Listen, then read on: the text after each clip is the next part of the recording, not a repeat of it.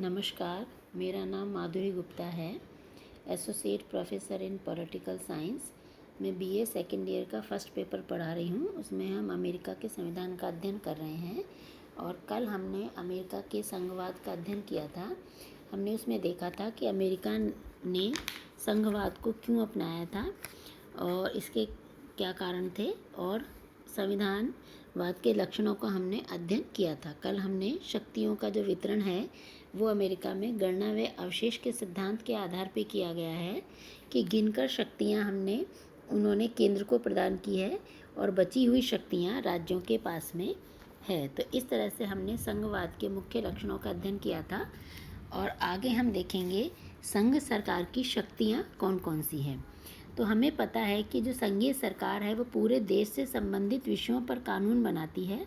अतः जो राष्ट्रीय महत्व के विषय हैं संघीय सरकार के कार्य क्षेत्र में रखे गए हैं, जैसे कि करों की वसूली करना, राष्ट्रीय सुरक्षा की व्यवस्था करना, विदेशों के साथ एवं राज्यों में परस्पर उद्योग व व्यवसाय का संचालन करना, मुद्रा निर्माण आदि विषय हैं जो संघ के पास में हैं।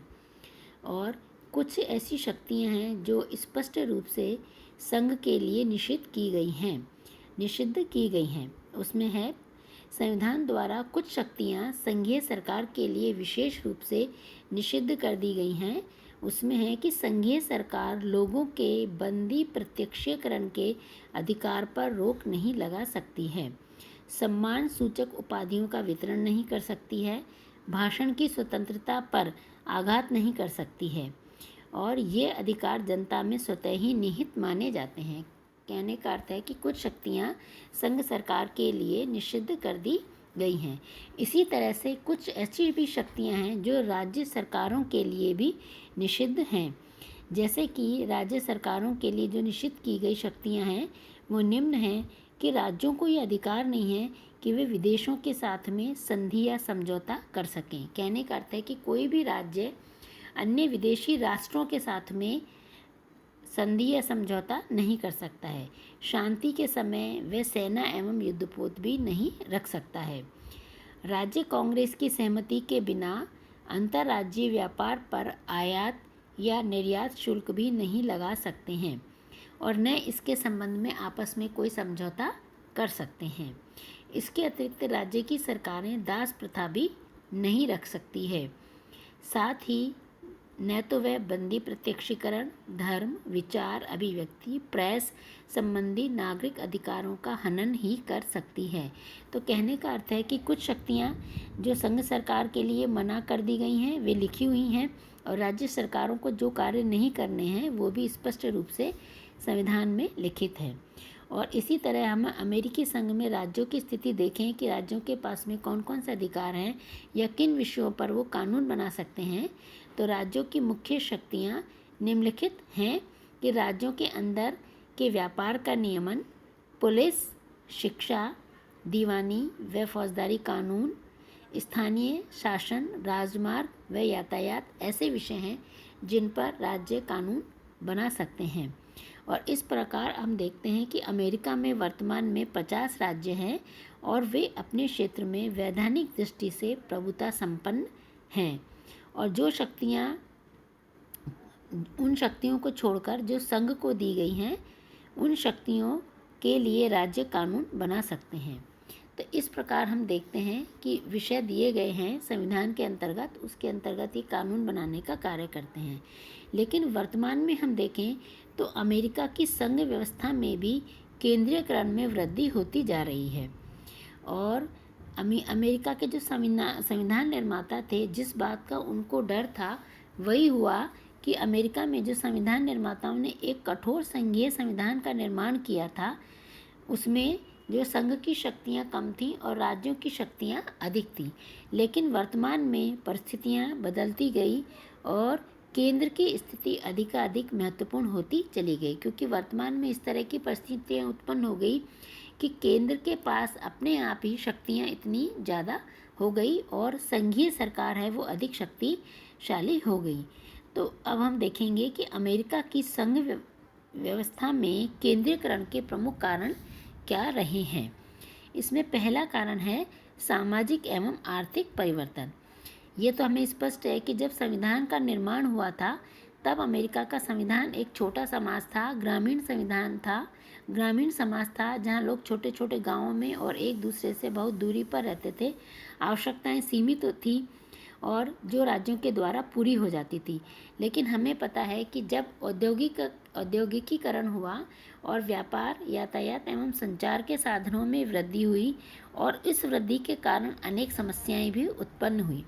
अब ये समस्याएं जब उत्पन्न हुई तो ये समस्याएं इतनी बड़ी थी कि इनका निराकरण राज्यों की सरकारों के द्वारा नहीं किया जा सकता था।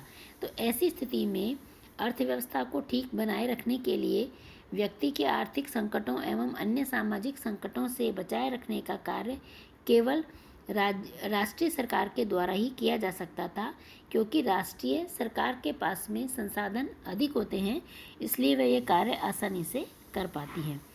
अगला है निहित शक्तियों के सिद्धांत के कारण। ये तो हमें पता है कि अमेरिकी संविधान अत्यंत संक्षिप्त है, बहुत छोटे उसमें लिखा हुआ है और इसमें विस्तार से बातें लिखी हुई नहीं हैं। अतः 1790 के आसपास जो मुख्य न्यायाधीश थे, मार्शल ने मकोलश बनाम मैरीलैंड के वाद में निहित शक्तियों के सिद्धांत को मान्यता दी। और निहित शक्तियों का सिद्धांत क्या है? वो इस प्रकार है कि निहित शक्तियाँ केवल वे ही शक्तियाँ हैं जो संविधान द्वारा संघीय सरकार को प्रदान की हुई है और मूल शक्तियों के साथ साधनों के रूप में संबद्ध है। कहने का अर्थ है कि जैसे व्यापार के प्रबंध की शक्ति केंद्रीय सरकार के पास में है, लेकिन उसके साथ ही बैंक प्रणाली, यातायात, संचार, टेलीफोन, वायुयान आदि सभी की आवश्यकता होती है। तो ऐसी परिस्थिति में अपने आप ही जो संघीय सरकार है उसकी शक्ति में वृद्धि होना स्वाभाविक है। तीसरा है गृह युद्ध। अमेरिका के जो उत्तरी और दक्षिणी राज्य हैं उनमें 1861 से 65 तक गोरे और कालों में गृह युद्ध हुआ और काले लोगों की मुक्ति के लिए सिविल वॉर चला और उससे निपटने के लिए केवल केंद्रीय सरकार ही सक्षम थी। ऐसी स्थिति में केंद्रीय सरकार की शक्ति में वृद्धि होने लगी। चौथा है न्यायिक निर्णय।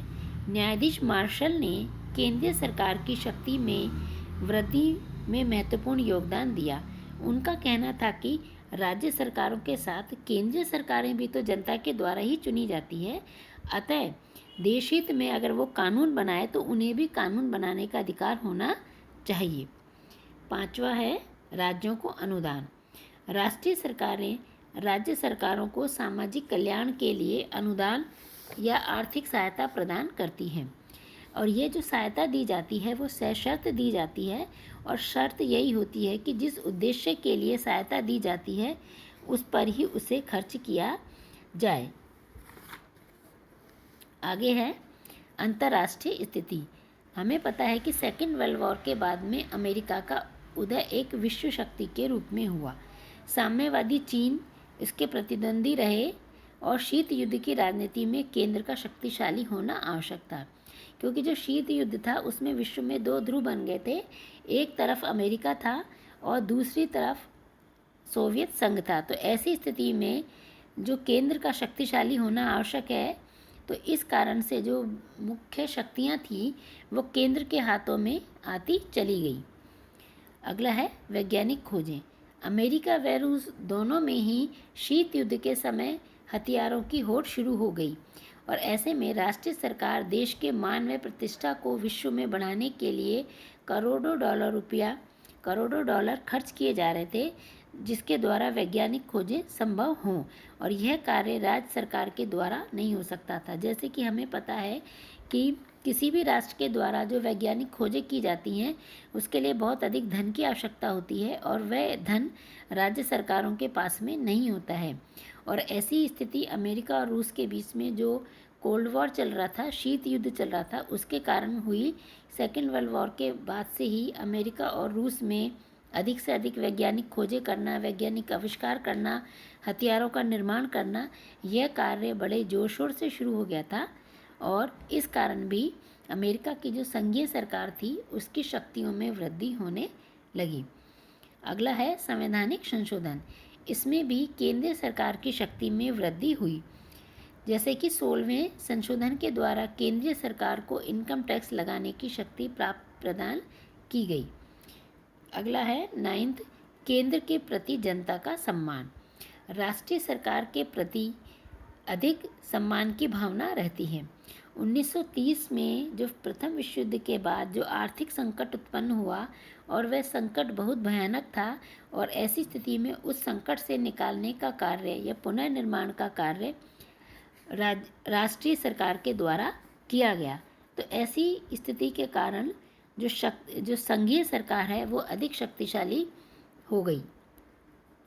अतः स्पष्ट है कि शक्तियों के केंद्रीकरण के बाद भी संघवाद विद्यमान है, और अब जो अमेरिका में संघवाद है वह सहकारितापूर्ण संघवाद का युग है, जहां एक दूसरे की अधीनता मायने नहीं रखती, वरन राष्ट्रीय हित में सहयोग पर चलती है।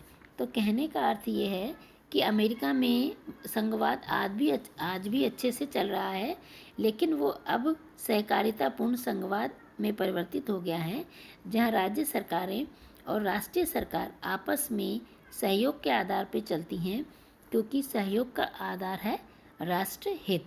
धन्यवाद। आज का लेक्चर यहीं समाप्त होता है।